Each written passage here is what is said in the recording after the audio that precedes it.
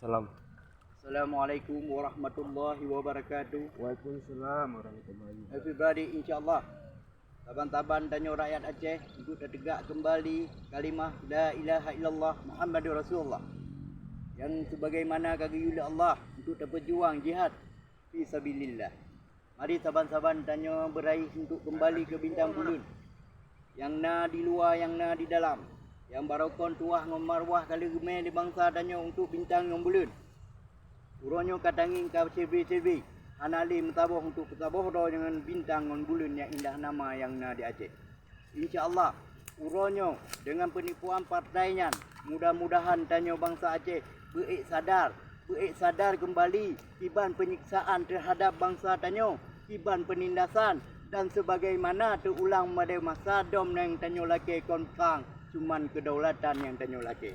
InsyaAllah uronyo petaboh do rumah hati yang barakon KCB petaboh rumah bak Bintang Bulun yang indah nama, yang gebi pusaka oleh Allah Subhanahu wa taala, na adat, na hukum, na kanun, na resam, na sebagai-bagai jinaan mandum yang na di tanyo.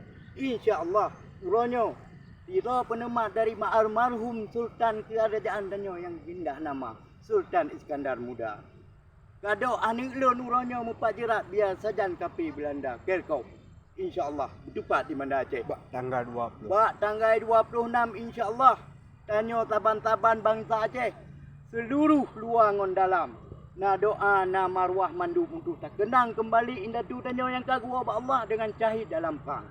InsyaAllah tanyo laksanakan maklumat yang bahawa Belanda diucapkan maklumat perang yang na di Aceh 18 trip ke masa untuk tanyo dijelangkan. Tapi insyaAllah uronyo taban-taban bangsa Aceh untuk tak gerak kembali untuk tak sabohro dengan Bintang ngon Bulun yang indah nama, indah merdeka, indah segala lagi.